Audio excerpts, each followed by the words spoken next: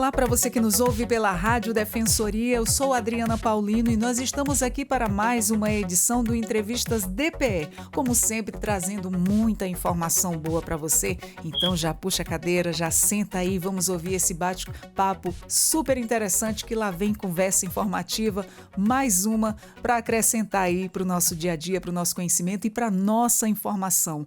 Hoje nós vamos falar sobre um projeto de cardápio inclusivo para pessoas com TEA. Promove maior acessibilidade. Hoje aqui no Entrevistas DPE. Nossos convidados de hoje para falarmos sobre esse assunto, eu estou aqui por telefone com a Jaqueline Rosa, doutora em administração, e Israel Christian Araújo, acadêmico em administração. Jaqueline, seja muito bem-vinda ao Entrevistas DPE. Obrigada, Adriana. É um prazer estar compartilhando aqui com vocês e obrigada pela oportunidade. A gente que fica muito agradecido em você ter aceito o nosso convite. Seja muito bem-vindo também, Israel Christian, ao Entrevistas DPE. Muito obrigada. Então, para nosso começo de conversa... Obrigada. De nada, seja muito bem-vindo. Então, para nosso começo de conversa, né, para a professora Jaqueline, como é que surgiu aí a ideia de trabalhar com a inclusão de pessoas com TEA dentro da área da administração e do marketing? Perfeito, Adriana.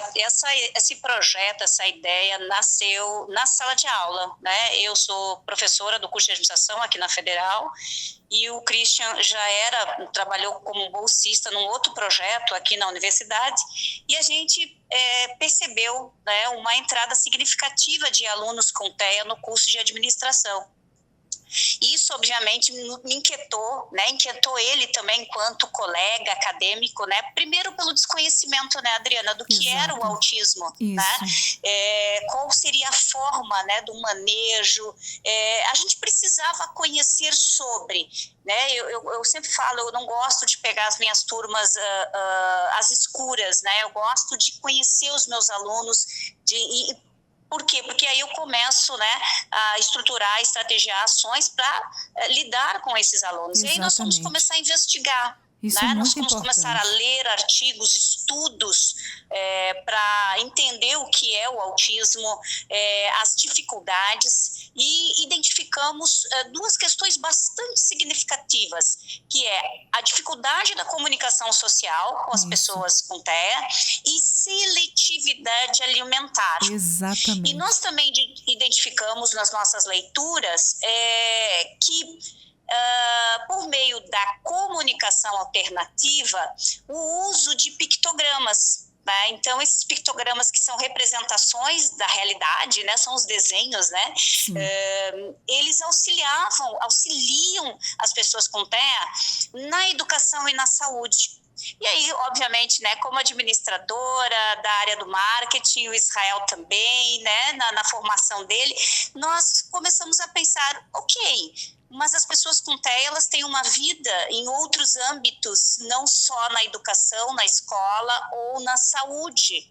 As pessoas vão às gelaterias, às pizzarias, aos restaurantes, e como fica essa questão, né?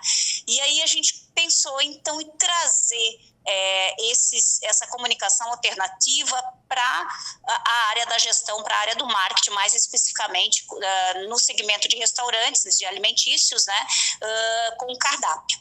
Nossa, muito interessante. Inclusive, eu sou mãe atípica e a gente sabe as dificuldades, do nosso dia a dia, que não são fáceis e não são poucas.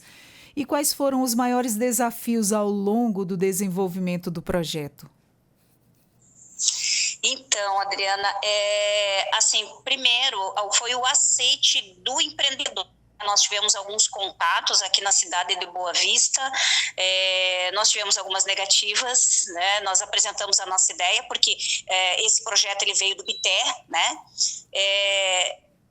Sensível à causa, que abraçou, nos ouviu, nos acolheu, que foi a empreendedora Silvia, né, da Pizzaria Valência, que aceitou e abriu as portas da empresa dela para... Tia de autista também. A Silvia também, Adriana, ela é tia, ela tem um sobrinho autista, E aí a Silvia abraçou nossa causa e nós, durante 6 meses, né, no BITER, nós desenvolvemos esse projeto. Então, universidade, né, eu como orientador, Israel como acadêmico e a empresa, né. Então, assim, a dificuldade que a gente teve no início foi a estruturação, né, Israel? Acho que o Israel pode falar um pouquinho mais sobre isso, mas estruturar, Adriana, esse cardápio com os pictogramas, né? Nós fizemos uso do site, né, que tem mais de 10 mil pictogramas cadastrados, mas o Israel teve muita dificuldade na localização, né, Israel? Fala um pouquinho. E ainda assim não é suficiente, apesar de ter 10 mil pictogramas, a gente identificou que a pesquisa ainda é muito escassa. Exato. Quando começamos as pesquisas, quando começamos a buscar artigos científicos que falavam sobre seletividade alimentar, sobre cardápios com pictogramas, nós vimos que é quase nada comparado a outros campos de pesquisa, como empreendedorismo, falando da nossa área, administração pública, entre outras coisas. Então, era um nicho muito pequeno ainda no mercado. Achamos os pictogramas, mas os pictogramas ainda não se adequavam à nossa realidade. Então, tivemos essas dificuldades. Outra dificuldade, no meu ver, muito principal, foi que no começo nós tivemos também pouco contato com os profissionais. Tivemos essa dificuldade em entrar em contato com eles, para eles nos darem as devolutivas. Hoje está muito mais fácil. Hoje nosso projeto andou muito, porque agora nós temos parcerias com a TIAMAR, que é a associação da Assembleia Legislativa. Sim, e o Autismo em Vista. Instituto Autismo em Vida, que abraçou o nosso projeto, que abraçou a nossa causa. E agora, graças a Deus, a gente está conseguindo melhorar a nossa pesquisa, estamos conseguindo avançar. Agora nós vamos para uma nova fase de testes, diretamente com os autistas e com os familiares. E, posteriormente, nós queremos entregar um cardápio 100% interativo.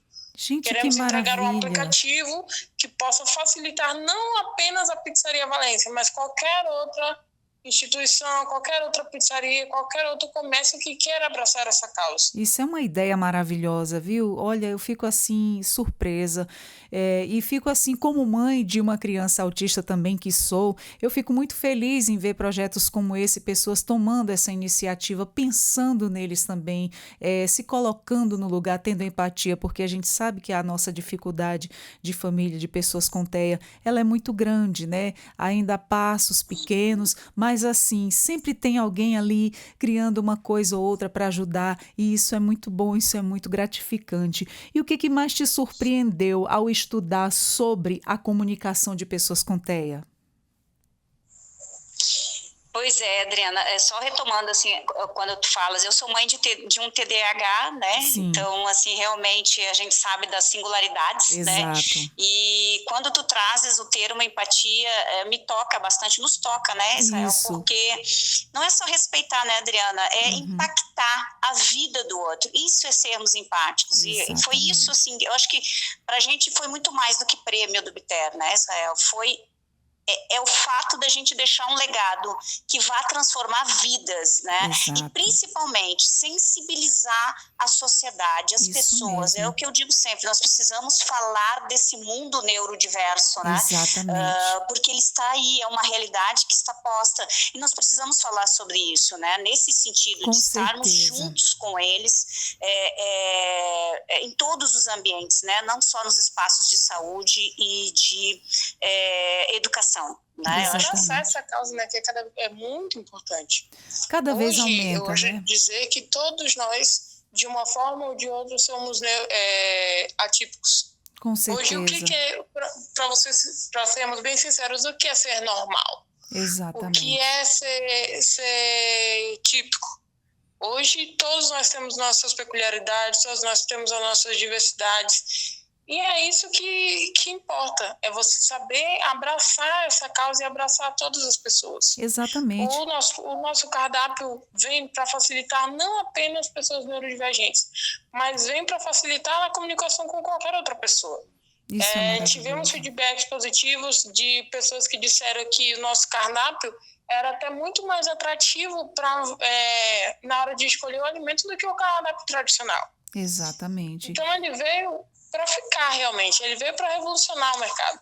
Isso é maravilhoso de se ouvir, de se ver e ver que está tendo um feedback positivo e com certeza essa iniciativa positiva ela só tende a aumentar porque é uma ideia essencial, é uma ideia maravilhosa e a gente sabe que o número de autismo cada vez mais cresce, os estudos eles vêm aumentando e cada vez mais pessoas estão sendo detectadas com autismo, né? Não tem mais grau, foi mudado o CID, você não pode mais chamar nível suporte 1, 2 e 3, porque está tudo diferenciado, mas enfim, cada um com as suas peculiaridades, com as suas dificuldades. E quando tem alguém que para pensar nessas questões, isso é muito gratificante. Isso é muito bom a gente, como família atípica, ver as coisas acontecendo, ver alguém se mobilizando pela gente e olhando com esse olhar de empatia, né, que poucos olham, poucos mesmo. Às vezes a pessoa precisa ter um dentro de casa para poder reconhecer, mas é aquela coisa que eu sempre falo como mãe de um, eu sempre digo, e se fosse você no meu lugar, né? Porque muitos não param para se colocar o que é a dificuldade que uma mãe enfrenta no seu dia a dia por ter uma criança que tem muitas dificuldades, né? Uns com poucos, outros com mais, e cada um com as suas diferenças. E você mencionou também que a ideia surgiu de uma experiência com os alunos autistas, certo? Como é que essa convivência influenciou a sua percepção sobre a importância da inclusão?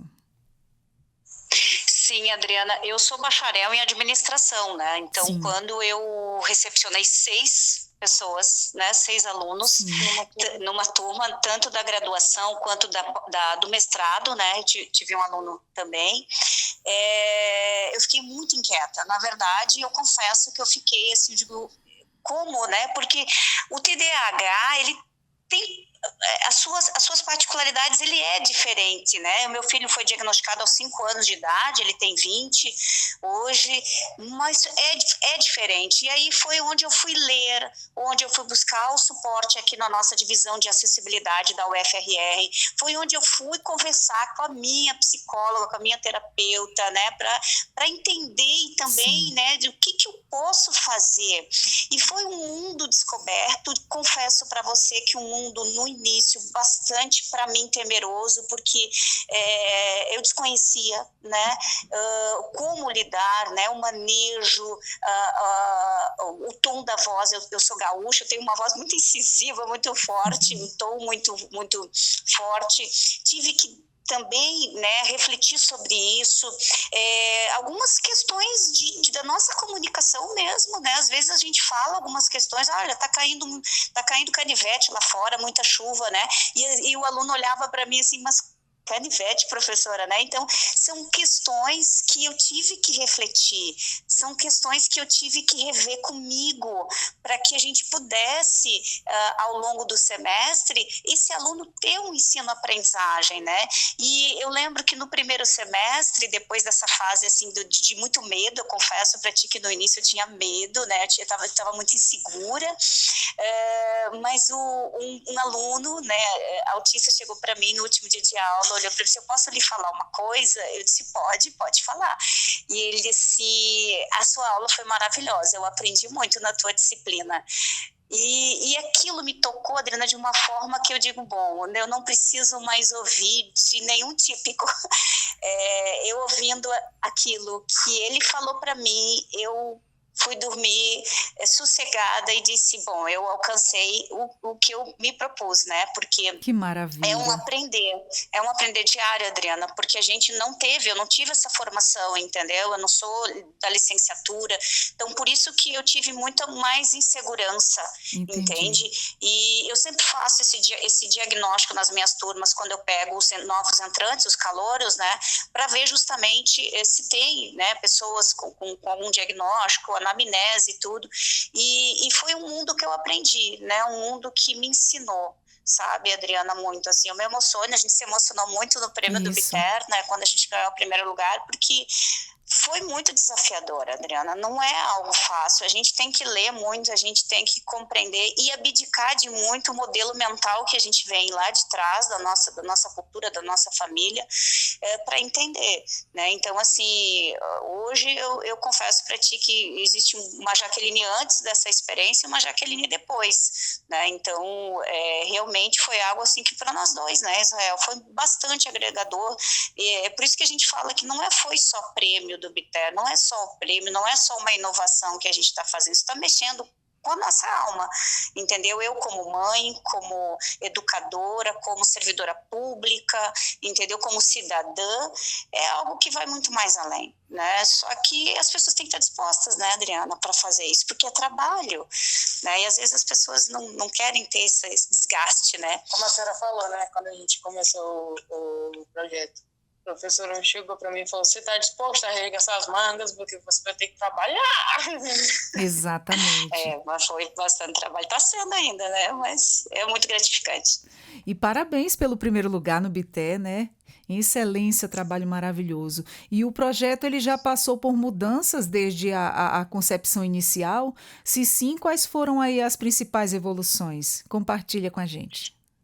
Nós fizemos o primeiro protótipo do cardápio, levamos para a fase de teste, identificamos algumas necessidades que precisávamos melhorar, aí fizemos um segundo cardápio.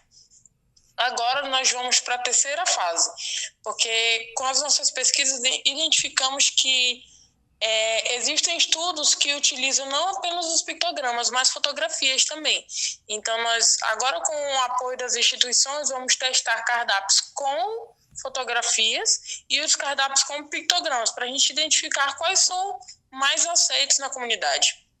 Muito Aí, posteriormente, nossa próxima etapa, a etapa final, nós queremos desenvolver um cardápio 100% interativo, porque sabemos que um dos principais pontos é que os autistas eles têm seletividade alimentar. Às vezes você vai no restaurante, você pede uma comida, por exemplo, uma pizza, e uma coisa pode desagradar o autista, por exemplo, quando tem ervilhas, milho, cebola, muitas das vezes não é do agrado deles, não está no paladar. Exatamente. E aí, como o restaurante vai se portar com relação a isso? Como nós vamos nos adaptar a isso? Então, nós pensamos, vamos criar um cardápio 100%... como é a palavra? Interativo. 100% interativo, virtual, né? 100% interativo e virtual, para que o autista, o familiar, possa montar o seu alimento, a sua pizza, e facilitar não tanto no atendimento, quanto na experiência. E outra também para facilitar para que outras pessoas possam ter acesso ao nosso cardápio, né? Não apenas a Pizzaria Valência, mas qualquer instituição, qualquer restaurante, lanchonete que queira ter acesso ao nosso cardápio, possa ter de uma forma muito mais fácil. Que maravilha! E só um exemplo aqui do meu filho, quando eu chego para levar ele numa sorveteria, não tem quem faça ele comer sorvetes que vem com aquele pedacinho de fruta, pedacinho de chocolate, ele não gosta. Ele gosta do sorvete liso, então isso já é uma restriçãozinha, né, por parte dele. Eu sempre tomo cuidado de escolher aquele sorvete lisinho, que eu chamo.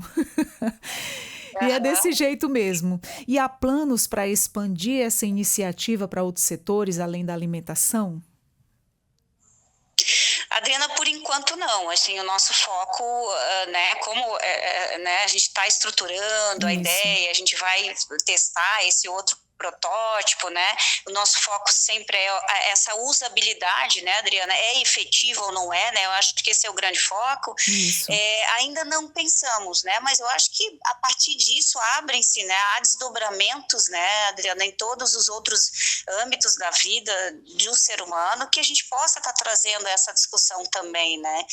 Mas nesse primeiro momento o nosso foco, até porque somos poucos, né? Não é uma equipe, né? Somos só a nossa dupla aqui, a gente vai focar na parte da alimentação. Muito bom. Mas com certeza, eu acho que abre isso aí, com certeza, abre leque para outros, né?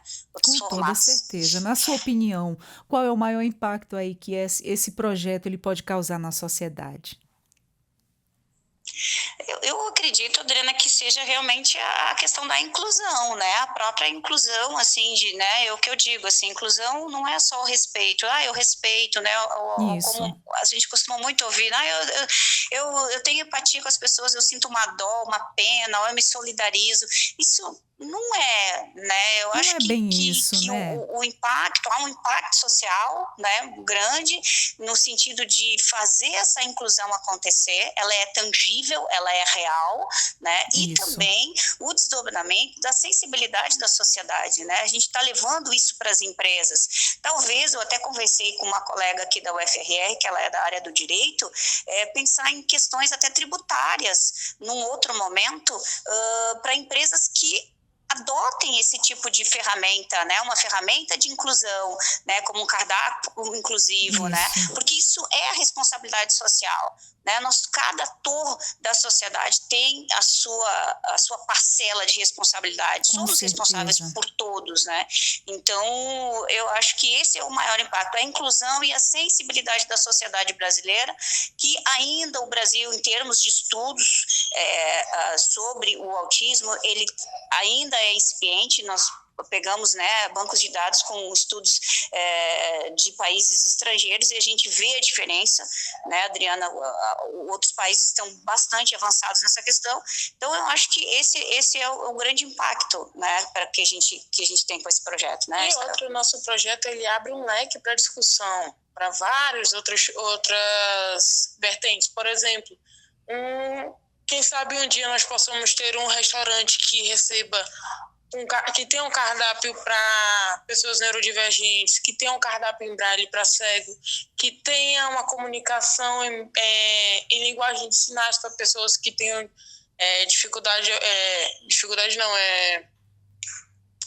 que tenham deficiência auditiva. Então, inserir essas pessoas cada vez mais na sociedade e mostrar que nossa sociedade toda é atípica. Todos nós somos atípicos. Todos nós temos as nossas peculiaridades. Exatamente. Isso é um pensar aí bem empático em relação às pessoas que têm necessidades. Como é que a academia e o setor empresarial eles podem colaborar para tornar os ambientes mais acessíveis para as pessoas com TEA?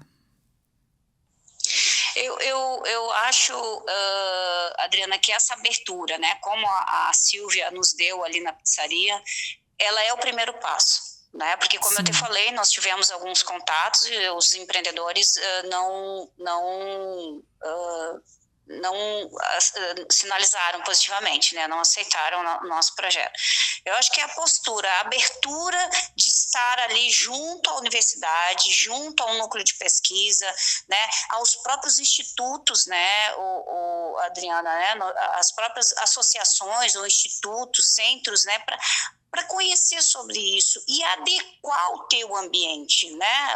A mesma coisa acontece nas escolas e nas universidades, ou seja, o meu primeiro passo em descobrir o que era, em conhecer o que era, ler sobre, investigar, ter o suporte aqui do nosso setor, conversar com a nossa equipe de suporte técnico, conversar com os psicólogos, né? O Israel falou dos profissionais, nós temos vários profissionais, terapeuta ocupacional, fonoaudiólogo, nós temos psicólogos. Então, assim, eu acho que é a postura da abertura para nós nos transformarmos, né? Eu acho que ainda a gente tem um grande caminho a ser percorrido para avançar nessa questão, né?